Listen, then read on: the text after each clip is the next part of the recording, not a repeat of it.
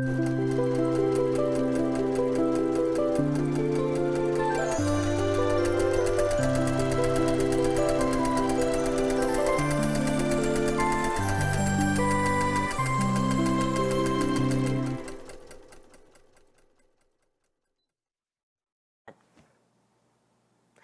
everyone, welcome to Weekend Project. I'm Laura Lynn of the Mama Pop Quilt Shop, and we're very happy to see you here today.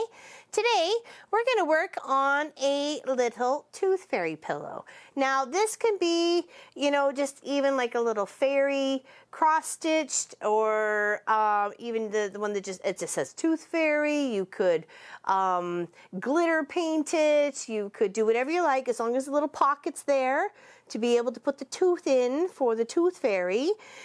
This has a very cute little poem, and it says, "In this pocket you'll find a teeny tiny tooth of mine. I placed it there for you to keep. Please leave your gift while I'm asleep." So it's a really cute little poem. My girlfriend really likes to give these as baby gifts for brand new moms and dads, or ones the little ones that are coming along, because it's really cute, and you can hang it on the handle to the bedroom. It doesn't actually have to sit. You don't have to actually put the tooth under the pillow. So this one has some cute little pink and gray elephants on the back side with a little flannel. Of course, I've stuffed it. You could embroider something on the front here if you like. There's one that we've done in the past that actually had a tooth shape to it, or a little tooth stitch out. I put a little owl up in the corner of the ones I'm doing this time around, just to mix it up. And then I put a little bit of I don't know, little flangey sort of thing to go around in between the seam for the project, just to give it something a little bit different. So, and this one actually tied a knot right in the center, so it'll hang nice, where you put it. And this one right here, it's just a blue one with blue fabric, and just a little white handle as fabric for the front. Of course, a little pocket for the tooth, and it says the same poem, and of course, just a different colored owl. And this one here, we're doing the same. This one is a completed stitch owl with the whole body. This one I just kind of experimented with the white fabric at the background to see what it would look like. Got to try new things, right? And of course, when I do my embroidery, I add a stabilizer to the back. Now, this is a tearaway, but I don't mind leaving this one on, because it just kind of stiffens the pillow, and it makes the embroidery just nice. It's going to make it last longer, I think, in my opinion. So, and here's my back, and then here is my little bit. This is just a 1 inch. Yeah, I cut a 1 inch on this one. This one was 1.5. This one was 1.25, and this is a 1 inch. And you don't have to. You don't have to do this if you don't want to. It's completely up to you. You could just put the two pieces together and not have anything to go around. Maybe we'll do that this time around. And the other one is really just easy. You just add it like you were a binding. You can curve the edges, go up and point it out like you were doing binding. You get these kind of cool little corners up in every single one. So, and then you just stuff it and pin it and sew it on up. So, all right. So here's our little handle. I'm going to put that in there. So cute. There we go. Isn't that adorable? Love it, love it, love it. Cute little owl. Now, we want to make sure it's pretty even. So this is an 8x8 piece of fabric that I ended up squaring this up to in the end after the embroidery. I ended up cutting it like, I don't know, it was probably 12 by 12 at least. No, maybe not. I don't know. It had to fit in the hoop, so it was quite a big chunk.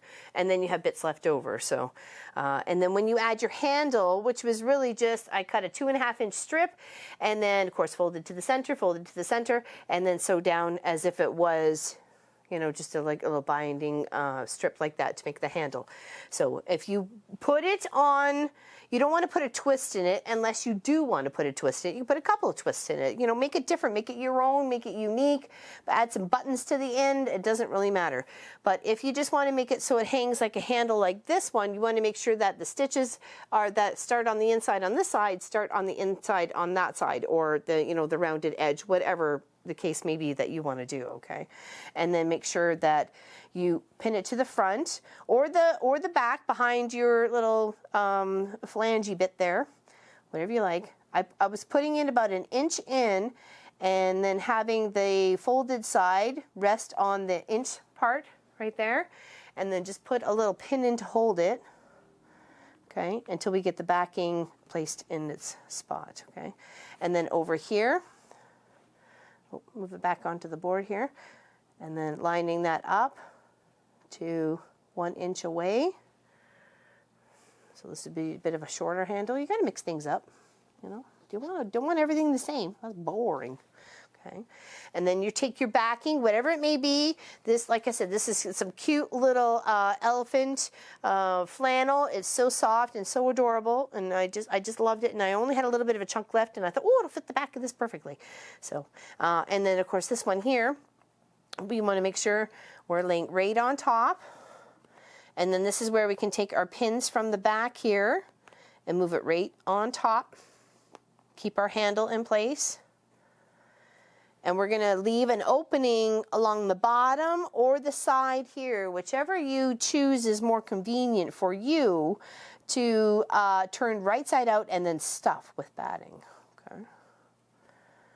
And of course, you can make this as personal as you like. You can make it with their name on it, maybe their date of birth, or something super special, whatever. I like the owl. I thought the owl was super cute, and it looks like a little bit of a cross stitch. So, and I did that right through my embroidery machine.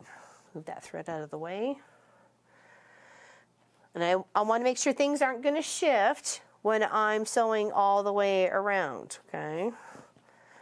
So I don't mind putting in a couple of extra pins to make sure things are going to stay. Oh, I forgot to have my pocket. Whoa, dork move. Oh, hold on. Let's move this back. Whoopsies. I forgot to have my pocket. I jumped a gun. I'm sorry. All right, move this here. Take just a moment. All right, whoopsies. Got so excited.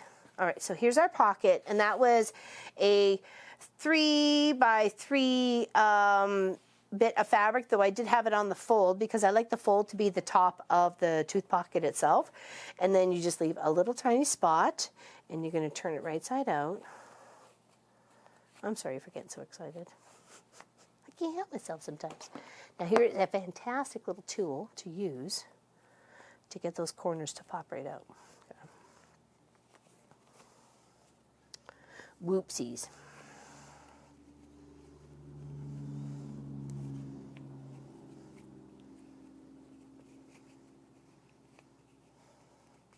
Okay, there we go. Now, the way you place it, tuck that in, tuck the threads in. Let's get that corner a little bit more pointier there. Okay, just work it. Okay.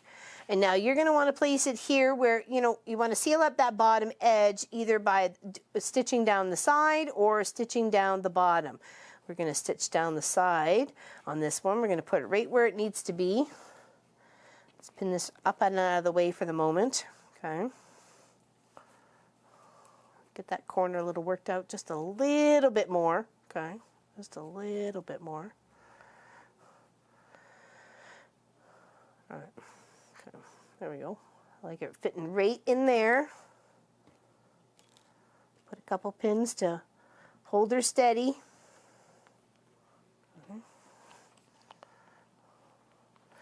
And we're just going to do a little back stitch here. Come down, straight, and then here, and a little back stitch right there. Okay? And then we'll put her back on. I got too excited. I'm sorry.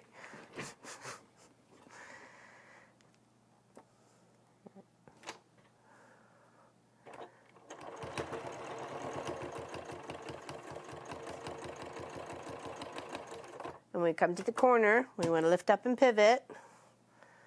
Okay.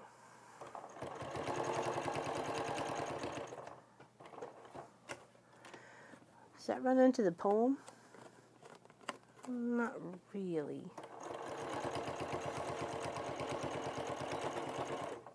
Okay. All right. Now, oh, there we go. Snippies. Put the threads. Let's move this back there. And then we'll put our back on. There's our little pocket for our little tooth. Now, instead of putting the owl here, I could have put it on this fabric and then stuck it there. I just thought it would be nice and cute up in the corner, so.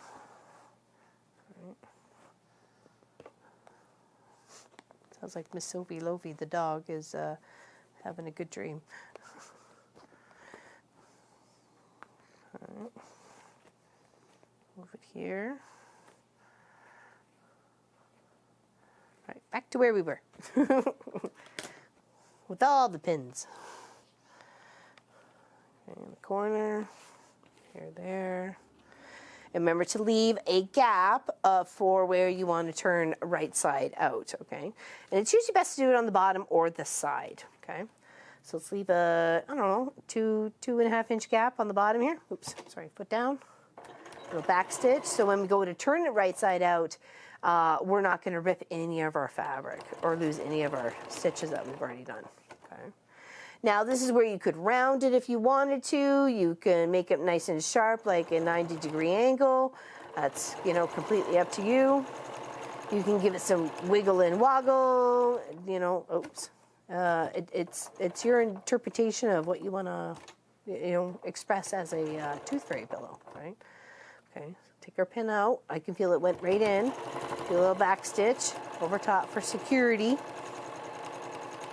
And again, I can feel it's gone in. Do a little back stitch. All right. Lift my foot, pivot my whole project.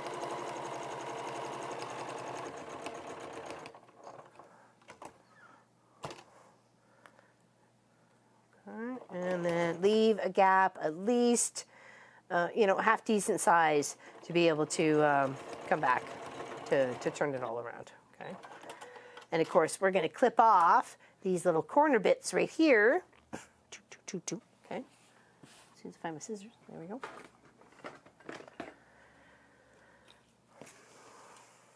Do some clipperoonies. Just less bulk in the corners of the project, okay? Scoot those off to wherever you want them to be.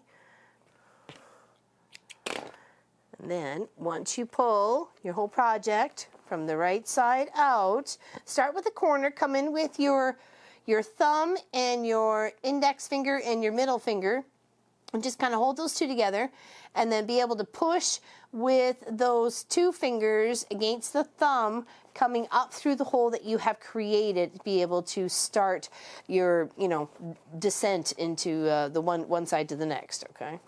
And then just slowly just wiggle it through the hole, gently tug on both sides, equally distributing the bulk of the fabric through that hole, okay? So just be patient. It's going to take sometimes a little bit, and sometimes you may get, oh, that's way too thick. I gotta backtrack or something. You know, you gotta do it. You gotta do it. Sometimes it's some big bags. Okay. Now you can come in with your fingertip if you like, or this magical little tool, okay, to get all your corners. I'd get it just the roughness with your fingers first, and then you come in with the tool, okay? Like, you know, just kind of get the bulk out there, and then come in with the tool to refine the spots, okay? And run along the seam, make sure the seam's all nice and straight, and it's looking really nice. You could also give it a nice good press as well at this point. I wouldn't press it after putting the batting in, because I don't think that would be a good idea. Especially when it's a poly batting, okay? So there we go. Isn't that just the cutest? Oh my goodness. Oh my goodness. Super cute.